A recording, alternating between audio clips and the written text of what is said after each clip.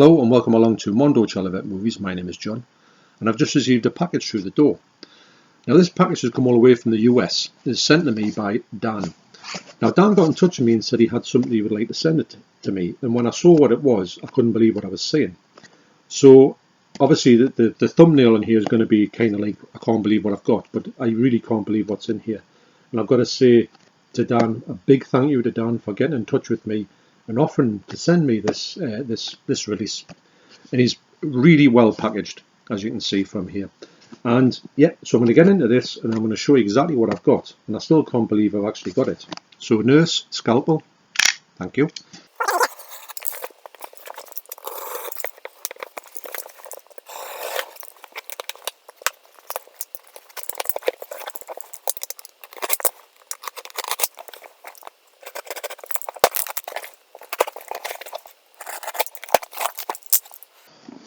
Extremely well packaged. Are you listening, Zabby?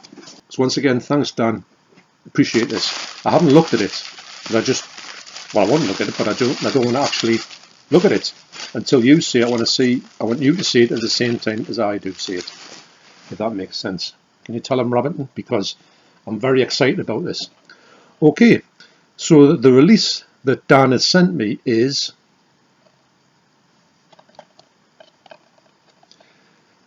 the 88 Films Mardi Gras Massacre.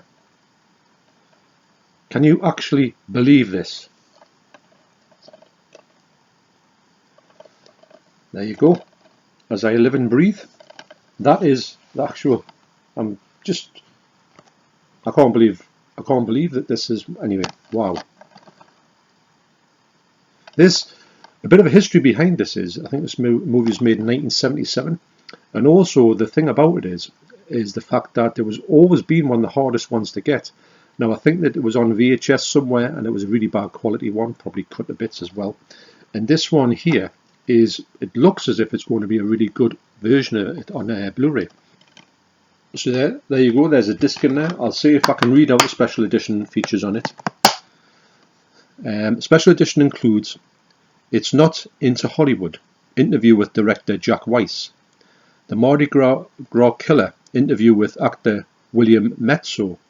The First Victim, interview with actress Laura Misch. Trailer, reversible sleeve featuring original poster artwork, which is that. Starring Kurt Dawson and Gwen Arment. Also starring Bill Metso with Laura Misch, I think that's how you say it, Catherine Lacey, Nancy Dancer. What a name! Nancy Dancer, that is brilliant. I hope that's her real name as well. Butch Bent, I mean, come on. Wayne Mack and Ronald Tennant. Wow, that's tickled as that. So there you go, there's a synopsis there if you want to read that. So yeah, so as everybody knows, yeah, it has got the art from the box there is actually on the disc inside. Got a lovely slipcover, that. Glossy. Should I say slip box? The slip box is something that sort of glows really well in the light. Absolutely brilliant. So now, rather than going away and checking out the quality, I'm actually going to watch this movie. I'm going to watch the special features as well, and I'm going to give you a full synopsis on this movie. Now, I know that this movie is not meant to be very good. I know it's got its problems. It's basically a remake of Blood Feast, a 1963 movie by Herschel Gordon Lewis. But because it's one of those things when you hear a movie and you say, oh, I'll get that one, and you can't get it, you want to get it more. I mean, me and Nige have been, feverishly, as well as many people are trying to get their hands on this, and they just can't get it. But here it is. Large as life, perfect condition. Big shout out to Dan for getting me to actually giving this to me. He's got some lovely spot glossing in there, on that one there. You see that? I'm really made up with this. There you are. I'm gonna go and check this out and see exactly what Mardi Gras Massacre is all about. Okay, so here's my thoughts on this amazing movie. Now when I say amazing, I mean I found it amazing. It is quite a bad movie. A lot of people say it's one of the worst video nasties out there, as in it's a bad film.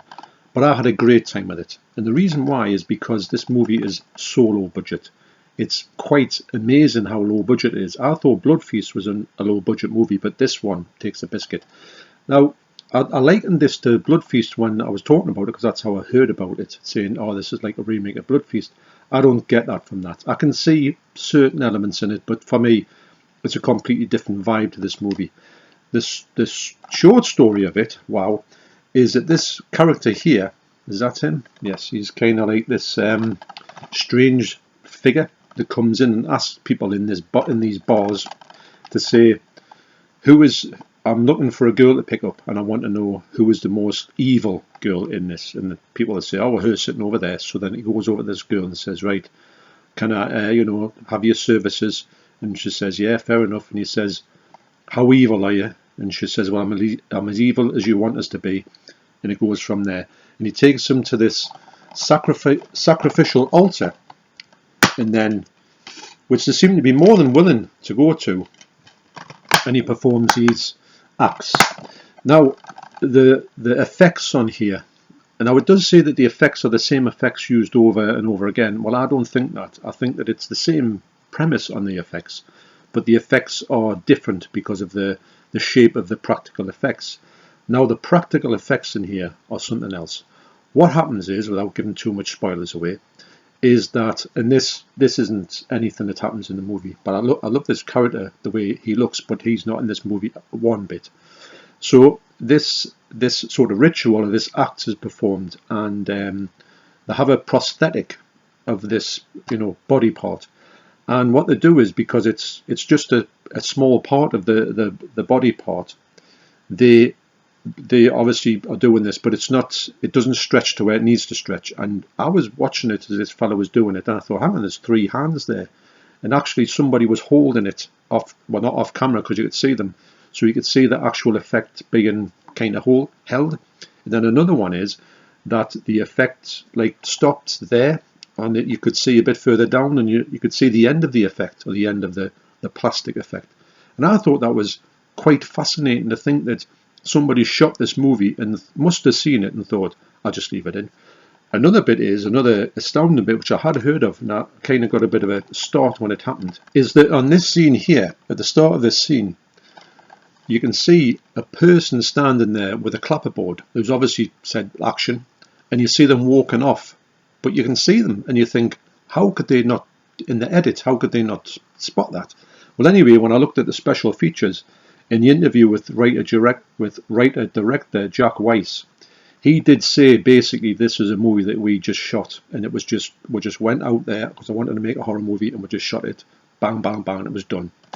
And the killer in here, this Bill Mezzo, he said on his interview, which is great as well, all the interviews on here are brilliant. They're about, I think the total of about 45 minutes. There's no commentary on here, sadly enough. But Bill Mezzo says that when he was doing his lines, and it does seem like his lines are a little bit odd when he's saying them. He seems to stand staring for quite a lot of the period of the movie. He had said that the director had said to him, what we're going to do is we're going to do some close-up scenes, and we're going to put them into the picture on post-production.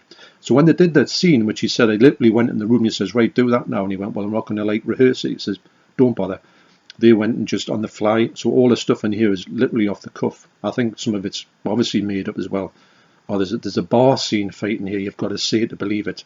I'm going to digress for a little bit. This bar scene where these people have this fight, and there's obviously there's people getting thrown all over the place. I'm not thrown all over the place. I think that this woman gets pushed, and by her reaction, I don't think that she realised she was going to go over the chair. And she's sort of in the corner looking a little bit bemused, but they're still filming. And the people who are eating their dinner in the next table don't even look up once. I can't believe it. It's just, well. So getting back to Bill Mezzo, he said that the director said, just do your stings and we will do this reaction shots afterwards. So at the end of the shoot of that day, or that particular segment, he says, right, we're going to do these reaction shots. He says, oh, it doesn't matter. Doesn't matter. So that's why his performance, I didn't realise until he said this, the performance, he does sort of stand around staring for quite a large periods of time. Now, the first victim is an interview with actress Laura Mish, I think she's called, and it's brilliant. She talks about this movie, and she said, I think I have been in the worst film ever made. And none of them have got any illusions. Even the director is basically saying he knows that this isn't his greatest bit of work. But weirdly enough, this director has been second director on some big movies over in the years. I mean, you're talking things like, I can't remember off the top of my head here, but you know, big Hollywood blockbusters. He's done pick-up pieces, I think The Godfather and stuff like that. So he knows what he's doing. I think he's cheap, and he just goes out and gets some, you know, second unit shoots somewhere. So he's well used in his thing, but when he makes his own movies, wow. He just said, I'm just going to make a horror film. And the whole Mardi Gras Massacre is the fact that I think they've done this bit of guerrilla filming of the massacre, the Mardi Gras, should I say. And it's pretty much not really in the movie. But the whole movie I found to be fascinating. Now I think that when you watch this and then you watch the makings of and all this type of thing and the behind the scenes and the interviews with these people, I think you get a fascinating insight into this movie. Now, back in the day when you saw this movie, probably for the first time, you would have none of this insight. So you just saw this and thought, what on earth have I just seen? Now I did think that, but I loved it. You know, on that premise, I knew it was going to be bad, but it's so good it's bad. And the picture quality here is pretty good, actually. I mean, there's some dirt on it, but for what this movie did used to look like, practically unwatchable. They've done an amazing job on it. The soundtrack as well is basically just a non-stop disco soundtrack for the whole movie, and there's some good elements to that. I mean, I don't mind disco music. I think it's quite good, but to have it for 96 minutes is a little bit extreme. But yeah, the ritual in this you know, the ritual here, it's just madness. And so the short story about this release is it is going to come out in the UK on January the 2nd at this moment, 2023. And I urge anybody, it's going to be £18. It's not going to be stupid money. Don't pay stupid money for this, because in the UK at this point, because it will come out, well, according to Amazon, it's going to come out. And if you can get your hands on this with this amazing cover, please go for it. Do know that you're getting into something that isn't, I'm going to say it's not a good movie, but I enjoyed it. So to me, it is a good movie. But beware that you're going to have something in here that's going to be, it's going to be something that's going to test your enjoyment on a movie, if you can enjoy this one. But I did. I really enjoyed it. And I'm going to watch it again, actually. And I'm going to watch them twice in quick succession. I think I'll watch the extras again as well. So this has this tagline at the top, which I can't quite read. I'll put it up there to see if you can actually read it, because with my eyes, I can't actually see it. But yeah, so thoroughly impressed by this movie. And I think the acting on some people is quite good, and the other actors are absolutely terrible. And they've only made this film, that's it. Some people, they look at the cameras, they kind of get the lines wrong. It's just an abundance of mistakes, but in a good way. I can't big up this movie enough. This is, for me, it's one of the best nasties I've seen. It's one of the hardest to get as well. But there's something about it. That's all I'm going to say. There's something about it. And you've got to suspend your enjoyment of good movies. If that sounds, you know, anything, you've got to sort of say, right, this is what it is. But it's unapologetically what it is. Because if you watch the special features, you will know all the actors and everybody are saying, this is absolutely hopeless. But it's got a charm about it, that's what I'm going to say. And I want to say a massive thank you to Dan once again for sending this to me. And I just can't believe that he was so generous to do this for me. For this to have this whole thing and have the luxury of watching this movie a little bit before release.